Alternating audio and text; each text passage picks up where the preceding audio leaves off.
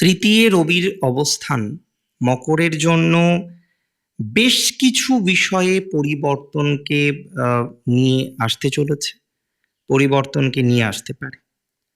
আপনি যদি আমায় প্রশ্ন করেন কি কি বিষয়ে পরিবর্তন আনতে পারে, কোন কোন বিষয়ে পরিবর্তন আনতে পারে, তাহলে আমি খুব দায়িত্ব নিয়ে আপনাকে বলতে চাই, আপনার যোগাযোগে একটা ম্যাসিভ পরিবর্তন আসতে চলেছে।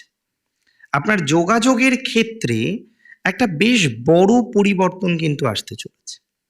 এখনো যারা যোগাযোগ করে উঠতে পারছেন না, বারবার চেঞ্জের পরিকল্পনা করছেন কিন্তু চেঞ্জ করা যাচ্ছে না, বারবার চেঞ্জের ভাবনা চিন্তা করছেন কিন্তু আলটিমেটলি চেঞ্জ করা যাচ্ছে না, মকর রাশির আই মাস্ট সে তারা একটা চেঞ্জ, একটা পরিবর্তন করতে পারবেন।